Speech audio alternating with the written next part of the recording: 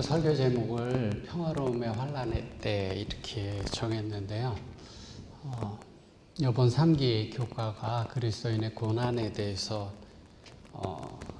3달 동안 교과 공부를 배우고 있는데, 오늘 말씀도 환란의 때라는 제목을 정해서 마음이 사실 단에 서기 전에 굉장히 무겁고요. 말씀드리는 게 조금 무거운 마음이 있긴 있는데요. 같이 좀 생각해 보면 좋겠습니다. 요한복음 16장 33절에 이것을 너에게 이름은 너희로 내 안에서 평안을 누리게 하려 함이라.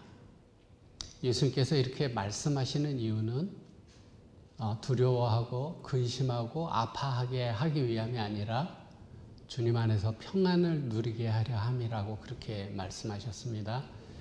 그러면서 이렇게 말씀하십니다. 세상에서는 너희가 환난을 당하나 너희가 세상에서 환난을 당할 것이다. 그렇지만 담대하라. 내가 세상을 이기었노라 하시니라. 듣고 싶은 말과 해야 할 말이 같을 때 말을 하는 사람도 듣는 사람도 같이 즐겁습니다. 듣고 싶은 말을 하는 사람이 하면 좋죠. 기분이 좋죠. 근데 듣고 싶은 말하고 말하는 사람하고 하고 싶은 말 하는 말하고 다르면 불편하겠죠. 그러면 듣는 사람이 불편할 수 있습니다. 예를 들어서 누군가가 시험을 봤습니다. 결과가 나오지 않았어요. 결과를 기대합니다. 시험 본 사람은 결과가 당연히 좋은 소식을 듣기를 기대하겠죠. 결과를 알려주는 사람은 좋은 소식을 가져다 줄 수도 있고 반대의 결과를 말해야 할 수도 있습니다. 때로는 말씀을 전하는 것이 그런 것 같은 생각이 들어요. 이렇게 듣기를 원하는 말씀하고 전하는 말씀하고 같으면 참 마음이 기쁜데, 내가 듣기를 원하지 않는 이야기를 하면 마음의 불편함이 있을 수 있는데요. 오늘 전하는 말씀이 즐거운 소식, 기쁜 소식이 되기를 소망합니다. 주님은 세상에서 우리가 환난을 당한다고 그렇게 분명하게 말씀하셨습니다. 환난을 좋아하는 사람은 아무도 없습니다. 주님의 말씀을 자세히 좀 살펴보고 생각해 보면 환난을 당하지만 주눅들지 말고 담대하고 평안을 누리라 이렇게 권면합니다. 내가 이미 세상을, 마귀를 이겼다. 그러니 너희도 내 안에서 이길 것이기 때문에 환난 가운데서도 평안을 잃어버리지 말라 그렇게 말씀합니다. 환난이 온다고 하면 우리가 사실은 평안을 잃어버리죠. 그 근심이나 염려나 걱정 같은 것들이 막 생겨나서 평안함이 없어집니다. 근데 예수님께서는 환난을 당하지만 평안을 잃어버리지 말라 그렇게 말씀하세요. 베드로 후서에서는 평안을 어떻게 하면 더 많아지는지 방법에 대해서 말씀합니다. 하나님과 우리 주 예수를 알므로 은혜와 평강이 너에게 더욱 많을지어다. 우리가 하나님을 알고 예수님을 알아가면 알수록 우리 마음속에 평안이 많아지는 거예요. 환난이 오더라도 하나님을, 예수님을 알게 되면 우리 마음에 평안이 자리하는 거예요. 많아졌기 때문에 그 환난 속에서도 우리가 평안을 느낄 수 있는 것입니다. 여기 예수님께서는 환난이라고 하는 것은 우리가 경험해야 할 과정에, 너희가 세상에서 환난을 당하나 이렇게 말씀하셨습니다. 그것은 과정이에요. 그 과정 속에서 우리가 잃어버리지 말아야 할 것은 평안이고, 결과는 주님이 이기신 승리 때문에 너희도 승리한다 이렇게 말씀하고 있습니다. 주님은 요한복음 14장에서 14장에 우리가 교과 공부에서 공부했는데요. 요한복음 14장에서 16장까지 예수님의 고별 설교에서 마지막 절에 너희가 환난을 당할 것이지만 평안을 잃지 마라. 승리할 것이기 때문이다. 그렇게 말씀하셨습니다. 여기 그 성경절을 처음에 봤던 너희가 세상에서는 환난을 당하나 담대하라. 내가 세상을 이기었노라. 이렇게 말씀하셨는데요. 예수님께서 내가 세상을 이길 것이다. 여기서 세상이라고 하는 것은 우리가 보는 이런 세상이 아니고 사실은 세상을 다스리는 악한 세력, 마귀를 이야기하는 거예요. 여기 그 앞에 너희가 세상에서는 환난을 당하나 이 세상하고 내가 세상을 이겼다라고 하는 말하고는 조금 다르지만 예수님께서 이기셨다 이렇게 말씀하셨는데 이 단어는 완료형으로 썼어요. 이미 이겼다, 끝났다라는 것인데요. 예수님께서 아직 십자가에 달리시지도 않으셨고 부활하시지도 않으셨고 미래의 일이지만 완전히 확보된 것이기에 이겼다라고 말씀하시는 것입니다. 그리고 이 완료형, 끝났다라고 하는 이 완료 시제는 승리의 연속성을 강조하는데요. 이 승리는 예수님에게만 국한되지 않고 예수님과 연합한 모든 사람들에게 동일한 의미로 적용된다고 이렇게 주석은 말하고 있습니다. 오늘 제목을 제가 평화로움의 환난의 때 이렇게 정했는데요. 평화로운 거랑 환난이랑 이렇게 매치가 되나요? 이렇게 평화로운 환난의 때 좀 말이 안 되는 것 같잖아요. 말이 안 되잖아요. 같이 쓸 수 없는 말 같이 느껴지잖아요. 평화로움과 환난은 정반대의 상황처럼 느껴집니다. 환난이라는 단어를 좀 사전적으로 찾아보면요. 한국말로 환난이라고 쓰는 거랑 리을로 쓰는 거랑 의미가 조금 달라요. 니은으로 쓴 것은 근심과 재난을 통틀어 이르는 말. 리을로 쓴 것은 근심과 재앙을 통틀어 이르는 말. 재난과 재앙이 틀리네요. 그 니은, 리을이 다른 것처럼.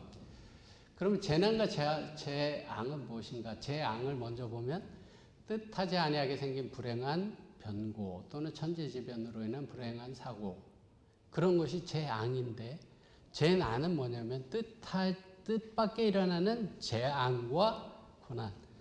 보니까 재난이라고 하는 것은 재앙을 포함하고 있죠. 그죠? 재앙을 포함하고 있습니다. 그래서 성경에서는 저 위에 니은으로 쓴 환난이라는 단어를 사용하고 있어요. 리을이라는 환난이라고 여러분들이 성경 사전에서 리을을 치면은 한 글자도 안 나옵니다. 성도들에게는 불신자들에게 없는 특별한 환난이 있습니다. 하나님을 믿는 사람들에게 있는 특별한 어려움이 있는데요. 디모데후서 3장 12절에는 경건하게 예수 안에서 살려고 하는 자들은 박해를 받겠다. 그렇게 말씀하셨고 또 사도행전에서는 우리가 하나님의 나라에 들어가려면 많은 환난을 겪어야 할 것이니라. 이렇게 말씀하셨습니다. 그리고 계시록 7장에는 하늘의 백성, 구원받은 백성들을 설명하는 말씀 중에 그 사람들은 큰 환난에서 나오는 사람들이다. 이렇게 말씀하고 있습니다. 우리는 지금 미국이라고 하는 자유로운 나라에 살고 있죠. 종교적인 자유가 있는 나라에서 살고 있습니다. 신앙적으로 미국 땅에서 여러분들이 살아가면서 신앙적으로 환난 가운데 여러분들이 살아가고 있습니까? 어쩌면 가족들의 반대로 신앙하는데 어려움을 겪는 사람도 있을 수 있고요. 직장에서 신앙 문제로 어려움을 겪을 수도 있습니다. 또 어떤 어려움이 있을까요? 대체적으로 미국이라고 하는 이 땅은 신앙하는 데 있어서는 자유롭고 평화로운 나라입니다. 언제나 개인적으로 신앙을 안 할 수도 있고 할 수도 있습니다. 누구도 강제하지 않고 강제할 수도 없습니다. 신앙적인 것을 강제하는 것은 세상적인 법으로도 크게 처벌을 받습니다. 신앙하는 문제에 있어서는 자신이 결정해야 되고 자기 자신이 책임져야 합니다. 자유로운 나라 속에 우리가 살고 있습니다. 근데 다른 나라는 어떨까요? 중동 지역이나 중국이나 북한, 그런 나라는 지금도 하나님을 믿는다는 이유 한 가지 때문에 목숨을 잃는 많은 사람들이 있습니다. 글씨가 보이나요? 예. 북한 주민의 목숨 건 신앙생활이라고 하는 그 기독교 방송에서 나온 글을 좀 봤는데요. 이 사람은 31살에 북한에서 탈북한 사람인데요. 김은진이라는 사람인데요. 이 사람이 자신의 경험을 이야기를 합니다. 그녀의 가족은 북한 거주 시절 정부의 눈을 피해서 매주 토요일 저녁, 토요일 집 한쪽 구석에서 예배를 드렸습니다. 명목상으로는 종교의 자유를 보장하는 북한이지만 실상은 전혀 그렇지 못한 상황 때문이었습니다. 북한에 무슨 봉수교회인가 뭐 교회 있지요? 봉수교회인가 있어요. 그래서 거기 가는 사람들에게 우리도 종교의 자유가 있다 이렇게 이야기를 하는데요. 여러분들이 한번 찾아보세요. 봉수교회 전도사 이렇게 찾아보면 여전도사가 우리는 김주석을 신으로 모십니다. 이렇게 이야기를 해요. 교회 전도사가. 그런 곳입니다. 이 사람들은, 이 가족들은 작은 아파트 뒷방에서 계속 모임을 가졌습니다. 소리를 내서는 안 됐기 때문에 기도할 때나 찬양할 때, 성경을 읽을 때 속삭이듯이 했다고 했어요. 소리를 죽이기 위해서 이불을 머리에 뒤집어 쓰기도 했다고 고백합니다. 시간이 가면서 더 많은 사람들이 모이게 됐고요.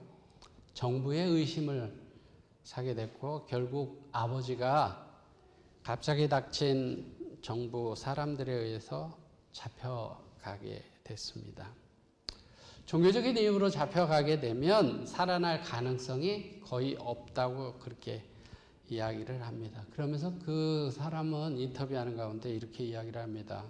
자기의 아버지를 포함해서 3만 명이 종교를 이유로 정치범 수용소에 수감되어 있다. 북한에. 대부분의 사형을 선고받거나 평생 노동을 하며 살아간다. 자신의 아버지의 생사도 알지 못하고 그래서 중국에서의 목사의 도움으로 중국으로 탈출하는데 성공해서 이제 한국에 오게 됐다 이렇게 이야기를 하면서요. 자신이 목숨 걸고 신앙을 지킬 수 있었던 것은 아버지 때문이었다 이렇게 고백을 합니다. 자기가 북한에서 살 때 하나님이 없다는 이야기를 듣고 자랐지만 아버지는 달리 말씀하셨는데 예수님을 사랑했고 그 때문에 돌아가셨다고 그렇게 이야기를 했습니다. 그리고 그녀의 꿈은 언젠가 다시 평양으로 돌아가 그곳 사람들에게 복음을 전하는 것이다. 그렇게 이야기를 했습니다. 다른 곳에서는 이렇게 이야기를 합니다. 북한에서 친북의 기독교 신앙 일부가 이어지고 있다. 북한에서 우리의 할아버지, 그 증조 할아버지 이런 사람들, 그러니까 일제시대 때 또는 6.25 때 이때만 해도 기독교인들이 참 많았어요. 북한에.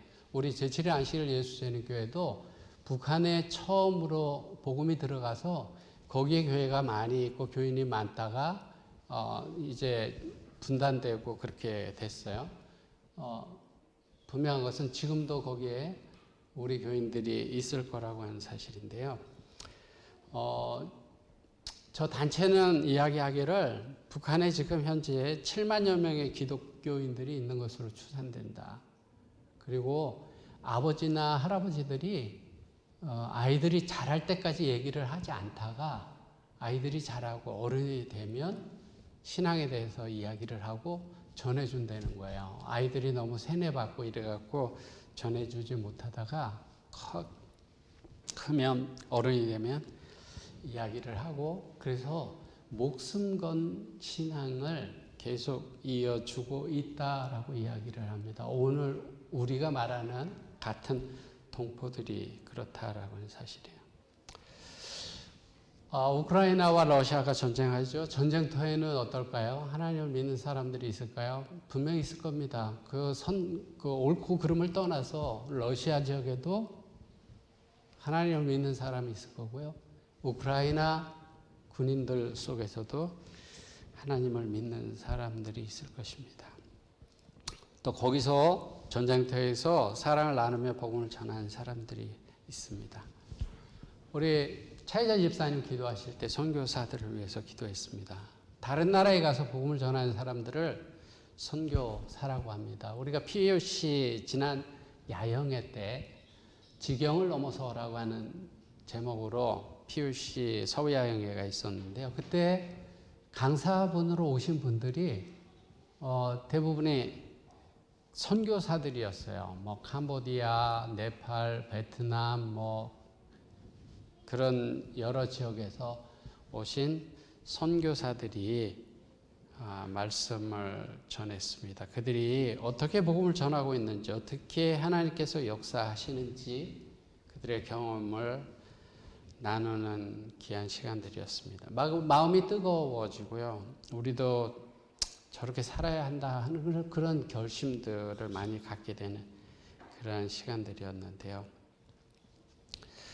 하나님이 부르시는 곳이면, 부르시는 곳이면 어디든지 가서 끝까지 충성하며 복음을 전하고 살고자 결심하는데, 우리가 지금 있는 곳은 이곳입니다. 이곳에서 우리가 살고 있어요. 하나님은 지금 우리를 이곳으로 부르셨고, 이곳이 우리의 선교지입니다. 우리가 있는 이곳, 평화로운 곳에서 평화롭게 잘 사는 사람들에게 복음을 전해야 하는 것, 그것이 어쩌면 가난한 나라에 가서 복음을 전하는 것보다 더 어려운 일일 수 있고, 우리가 있는 이곳이 더 어려운 선교지일 수 있습니다. 제가 필리핀에 1년 있었는데요. 필리핀에 1년 있을 때 동료 목사들과 또 그곳에 선교사로 지원해서 온 1000명 선교사들과 같이 안식일마다 약 30분 거리에 그 다스마리나스라고 하는 곳에 그 교도소에 제일에 가서 그곳에 수감되어 있는 사람들하고 안식일날 같이 예배를 드렸습니다. 너무나 좁은 장소에 너무나 많은 사람들이 수감되어 있었습니다. 그들을 볼 때 참 안타까웠는데요. 안식일이면 그들과 같이 모여서 목사들과 선교사들이 서투른 영어로 성경을 가리키고 또 통역으로 그 교도소에 갇혀 있는 사람들 중에 어떤 사람이 통역으로 자기 사람들에게 전해주고, 그리고 예배가 끝나면 먹을 것을 또 약품을 나눠주고 성경 공부를 하고, 그리고 그곳에서 많은 사람들이 침례를 받는 그런 경험들을 했는데요. 생각해 봅니다. 그곳과 이곳이 어느 곳이 더 어려운 선교지일까를 생각해 봅니다. 분명한 것은 자유롭고 평화롭고 풍요롭다라고 하는 것이 신앙하는 데 있어서 반드시 더 좋은 조건이 되지 않는다라고 하는 사실이에요. 잘 사는 곳에 복음을 전하는 것이 너무나 어렵죠. 자, 요한계시록 2장과 3장에는 7교회가 나와 있습니다. 에베소, 서머나, 버가모, 두아디아, 사데, 빌라델비아, 라오디게아. 7교회는 요한 당시에 그 지역에 있었던 교회들이었는데, 그 교회에 보내는 편지, 요한의 하나님의 편지지만 7교회의 사정은 다 달랐어요. 다 달랐고 그 7교회 보내는 기별들은 하나님께서 그 7시대를 통해서 하나님의 백성들에게 전해주는 기별이었는데요. 에베소 교회는 초창기 AD 100년 그때까지 초기 그 기독교 시대를 이야기하고 그 다음에 서문화 교회는 박해 시대, 보가모는 세속화 시대, 두아디아는 암흑 시대, 사대 교회는 종교개혁 시대, 빌라델피아는 재림운동 시대, 라오디게아는 마지막 예수님이 재림하시기 전에 교회의 형편을 이야기를 하고 있습니다. 교회 역사를 보면 에베소 교회 첫 번째 교회는 사도들과 그 제자들이 복음을 전하던 시대입니다. 순수한 신앙을 가지고 열심히 일했던 시대. 물론 시간이 지나면서 처음 신앙이 식어지고 그랬지만 아주 열심히 일했던 그런 교회가 에베소 교회 시대였습니다. 제가 오늘 좀 생각해 보고 싶은 것은 서문화 교회와 버가모 시대를 좀 잠깐 비교해 보기를 원합니다. 서문화 교회 시대는 신앙 때문에 박해를 많이 받던 환란이 심했던 그런 시대였는데요. 서문화 교회에 보내는 편지를 좀 보시면요. 서문화 교회 사자에게 편지하기를 처음이요 나중이요 죽었다가 살아나시니가 가라사대. 하나님을 소개하기를 죽었다가 살아나심이라고 이렇게 소개합니다. 왜냐하면 그때 당시에 많은 사람들이 신앙 때문에 죽어가는 사람들이 많이 있었어요. 그 사람들이 부활에 대한 소망을 내가 믿는 하나님은 죽었다가 살아나시니 나도 죽지만 나를 일으키실 분이라고 하는 소망을 굳게 하는 그러한 기별로 하나님의 이름을 소개하고 있습니다.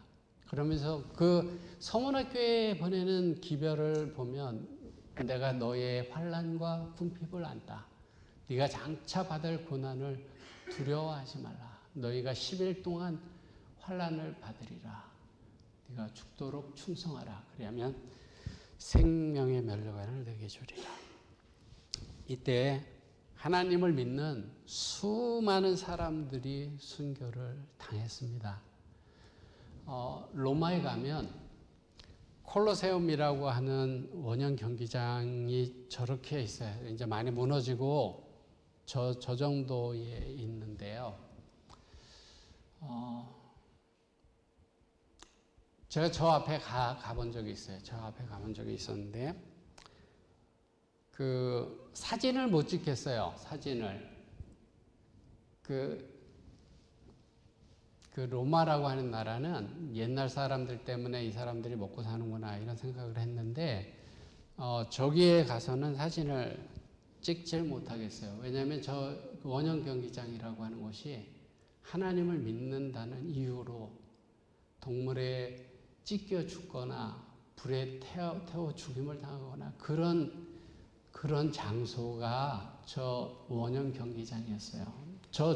저기에 얼마나 많은 기독교인들이 죽임을 당하면서 하나님 앞에 기도하고 했을까요? 그런 것들을 생각하면 사실 가슴이 아픈 장소인데요. 예수님을 죽이려고 했던 사단이 예수님을 믿는 사람들을 무자비하게 박해하던 시기, 그 시기가 초대교회 시대가 지나가면서 AD 100년에서 300년 그 사이에 굉장히 많은 사람들이 핍박을 당하고 죽임을 당했습니다. 각 시대 대쟁투에 이렇게 이야기를 합니다. 이교는 그리스도교회를 박멸하고자 전력을 기울였고 그리하여 박해의 불길이 타올랐다. 많은 사람들이 하나님을 믿는다라는 증거를 그들의 피로써 잊혔다. 한결같이 무자비하게 많은 사람들 어리거나 나이 들거나 잘 살거나 못 살거나 그런 걸 떠나서 무자비하게 죽임을 당했다. 그렇게 기록하고 있습니다. 이 사람들이 무슨 제목으로 죽임을 당했을까요? 이 그리스도인들이요. 저 말씀을 보면 조금 두려운 마음도 드는데요. 그리스도인들은 가장 무서운 제목으로 거짓 고소를 받았고, 자 보세요. 기근, 질병, 지진 등의 재난도 그리스도인으로 말미암아 생긴다는 원망을 들었다. 질병도 그리스도인 때문에 생긴다. 미움의 대상이 됐고요. 무죄한 사람들은 무고했고, 나라의 반역자, 종교의 적, 사회에 해를 끼치는 자로 정죄를 받았다. 수많은 사람들이 원형극장에서 짐승의 밥이 되기도 하고 화형에 처해지기도 했다. 십자가에 못 박혀 죽었거나 짐승의 가죽을 씌워서 투기장에 던져짐으로 개에게 찢겨 죽은 자들도 있었다. 무엇으로 정죄받는다고요? 사회에 해를 끼치는 사람들, 질병을 퍼뜨리는 사람들, 이런 고소를 당하고 정죄를 당해서 그런 핍박을 당했다. 이렇게 말씀합니다. 마지막 때도 아마 다르지 않을 거예요. 다르지 않을 겁니다. 우리 시대에도 다르지 않을 거예요. 저런 이유로 핍박이 오게 될 겁니다. 서머나 시대, 두 번째 그 시대, 기독교 시대 때 그리스도인들은 굉장한 핍박을 당했습니다. 사단이 그렇게 그리스도인들을 잡아 죽이고 그 죄 없는 죄를 뒤집어 씌우고 그렇게 했지만 사단은 성공을 하지 못했어요. 사단은 자신의 전술이 잘못됐다라는 것을 깨달았습니다. 이렇게 해서는 안 되는 거구나. 다른 방법을 써야 되겠구나. 그것이 세 번째 교회 시대인데요.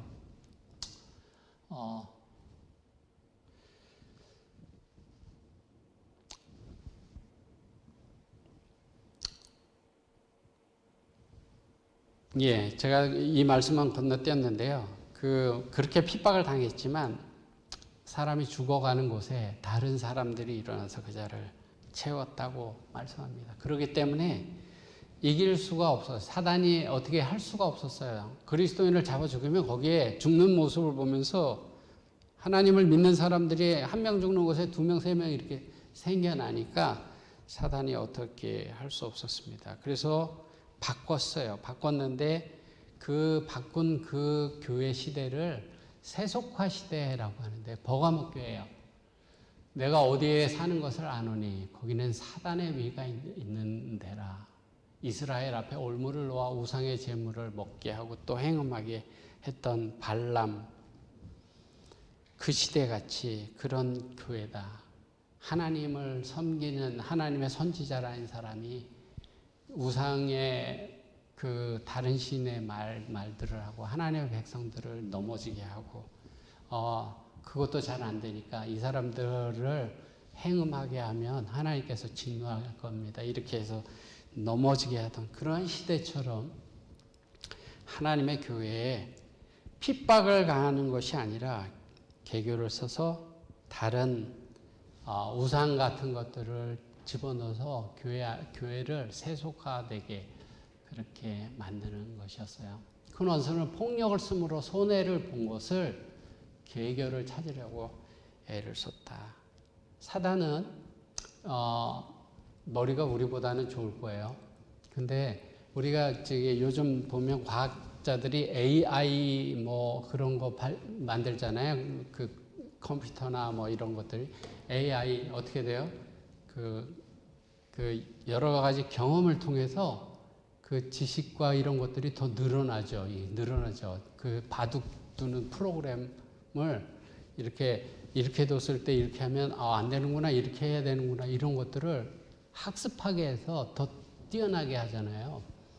사단이 수천 년 동안 하나님의 백성들을 미혹하는 그런 것들을 해봤는데 얼마나 그 기술이 발전했을 것 같아요, 여러분들. 여러분들 미혹시키는데 얼마나 그 딱 맞는 방법들을 찾을까요? 사단은 더 이상 교회를 핍박하지 않습니다. 핍박하는 게 효과적이지 않다라는 걸 깨달았어요. 그리스도인들을 핍박했더니 그 사람들이 어려울 때 더 주님을 붙들고 나가고 더 순수한 신앙을 하는 것을 보게 됐습니다. 그래서 사단은 자유롭게 하나님을 믿을 수 있도록 하면서 그 속에 거짓을 섞어놓고 또 신앙하는 일에 나태하도록 여러 가지 바쁜 일들 많이 있게, 즐거운 일들 많이 있게 그렇게 했습니다. 신앙하는 일은 참 자유로워졌는데 사람들이 다른 할 일들이 많이 생기고 그러다 보니까 신앙의 열심이 떨어지게 됩니다. 순수성이 떨어지게 돼요. 교회는 세속화되고 점점 하나님으로부터 멀어져 갔습니다. 사단이 승리하는 방법을 찾은 거죠. 그래서 각 시대의 대쟁터는 이렇게 이야기를 합니다. 이제 교회는 무서운 위험에 봉착했다. 투옥, 불, 칼 등은 이것과 비교할 때 축복이었다.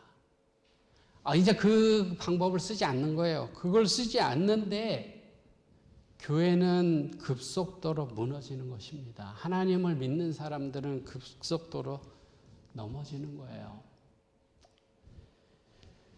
오늘 이 시대에 사단은 어떤 방법을 쓸까요? 하나님의 백성을 넘어뜨리기 위해서 어떤 방법을 쓸까요? 자기가 다 경험해 봤는데 막 환난을 주니까 이 사람들이 하나님께 더 매달리고 이 사람들을 좀 자유롭게 해주고 거기다 거짓을 조금 섞어주고 그 다음에 안락함을 좋아하게 하고 그 다음에 바쁘게 하고 그렇게 하다 보니까 교회가 세속화되고 무너지는 것들을 경험했습니다. 자, 오늘날 시대는 코로나 시대인데 벌써 참 많은 시간이 지나갔어요. 코로나 19이니까 19년도서부터 지금까지 참 많은 시간이 지나갔는데 아직도 우리가 코로나의 영향 아래에 있습니다. 자, 이제 한번 옛날을 생각해 보죠. 코로나가 처음 시작됐을 때 건강과 안전에 위협이 오고 경제적인 어려움이 찾아왔을 때 그때 하나님을 믿는 사람들이 점점 줄어들었는가? 아니에요. 코로나가 시작됐을 때 하나님을 믿는 사람들이 더 많아졌습니다. 어려움 가운데 있을 때 하나님께 나아가는 사람들, 하나님을 찾는 사람들이 더 많아졌어요. 2020년 3월 중순부터 우리 교회가 교회에 모여서 예배를 드리지 못하게 되었습니다. 그때 다 그랬죠. 그때 우리 마음이 얼마나 아프고 참담했는지를 한번 생각해 보십시오. 교회를 얼마나 걱정하고 성도들을 얼마나 걱정했는지. 우리가 같이 줌으로 예배를 드리는 그 시간이 너무나 감사했고 이렇게 모여서 예배 드릴 날을 손꼽아 기다리면서 우리가 영상으로 예배를 드렸죠. 그러다가 처음으로 우리가 이렇게 모여서 예배 드리는 날 아직도 코로나 때문에 우리 마음속에 걱정은 있었지만 우리가 모여서 예배 드리는 것, 같이 참여 부르는 것, 그것이 얼마나 감격스러웠습니까? 이제 그 대면 예배 드린 지도 벌써 1년이 훨씬 지나갔습니다. 지금도 그런 감격 속에 여러분들이 교회에 나와서 참여하고 예배 드리고 하십니까? 오늘날 우리가 당면한 큰 시험은 평화롭고 자유로운 이때에 신앙의 안일함에 빠지는 것이라는 생각을 요즘 참 많이 하게 됩니다. 제가 연애신 말씀을 좀 찾아봤는데요. 안일함에 젖어 있는 말하자면 잠들어 있는 많은 사람들이 있다. 안일함에 젖어 있다라는 것은 잠들어 있는 거라는 거예요. 그런 사람들이 많이 있다는 거예요. 안일함의 좁은 테두리 안에 있는 소망과 욕구의 범위를 한정하려고 하는 것은 평생의 실수가 될 것이다. 이생만을 위해 사는 것은 비참한 실수다 그랬습니다. 우리에게 시간이 주어진 것은 안일함을 탐구하고 세상의 거민이 되도록 하기 위함이 아니다. 그렇게 말씀합니다. 환난의 때 진품과 가품이 드러나죠. 대정토에 이런 말씀이 있어요. 여름에는 상록수와 다른 나무들을 구분할 수 없지만 바람이 불면 상록수는 여전히 푸르지만 다른 나무들이 잎이 떨어져 가지가 벌거 숭이가 된다. 박해의 불길이 일어나라. 그리하면 반신반의의 위선적인 자들은 흔들리고 믿음을 버릴 것이다. 그러나 진정한 그리스도인들은 반석과 같이 굳게 설 것이며 그들의 믿음과 소망은 번영의 때보다 더욱 강하고 더욱 밝아질 것이다. 반대와 박해가 일어나지 않아도 우리의 신앙이 앞으로 나가지 못하고 뒷걸음치고 있지 않습니까? 우리가 경계해야 할 환난, 그것은 사실 진짜 환난이 오는 것도 그 두려운 환난이지만 이 평화로운 시간, 평화로운 순간, 이 순간이 환난의 때다 이런 생각들을 갖게 됩니다. 많은 사람들이 하나님으로부터 멀어지고 떨어지는 그런 시간들이다 이런 생각들을 갖게 되는데요. 이스라엘 역사에서 다윗처럼 훌륭한 왕은 없었습니다. 하나님을 나의 목자라고 고백하고 나의 요새여 방패시여 피할 바윗이라고 고백했던 다윗. 사울 왕이 죽이려고 하고 도망 다닐 때 신앙에 있어서는 순수하고 정결했던 사람이었습니다. 원수를 사랑하는 사람이었고요. 하나님을 두려워할 줄 아는 사람이었습니다. 이런 믿음 좋은 다윗이 언제 넘어졌어요? 언제 넘어갔습니까? 전쟁터에 나가지 않고 환난이 없고 평화롭게 궁전을 거닐 때 그때 다윗은 실수하게 되고 넘어지게 됐는데요.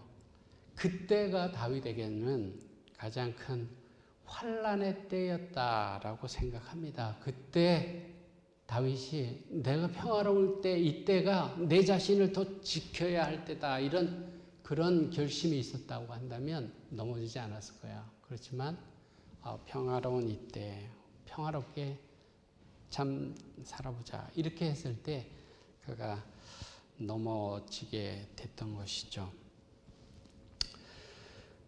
오늘 우리는 어떻습니까? 오늘 우리는 신앙한다는 이유로, 교회 간다는 이유로 누구에게 핍박을 받지 않습니다. 내가 결심만 하면 교회 나올 수 있고, 교회에서 마음껏 찬미를 부를 수 있고, 기도하고 예배 드릴 수 있습니다.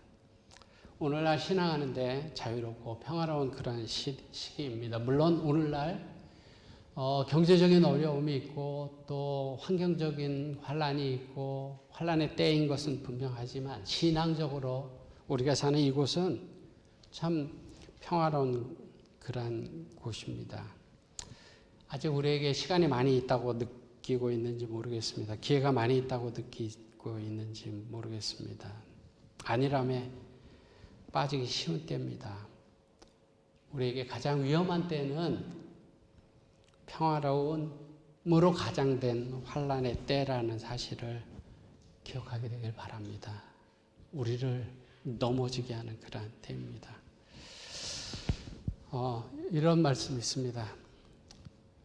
시련과 박해가 그리스도의 제자들을 기다리고 있었다. 그러나 그것은 은혜롭게도 그들의 눈에 숨겨져 있었다. 폭풍에 대응할 만한 힘을 그들에게 육성시켜주기 위하여 평화로운 때가 허락된 것이다. 평화로운 때는 더 큰 폭풍이 몰아쳐 올 때를 준비하는 때다 이렇게 말씀하고 있습니다.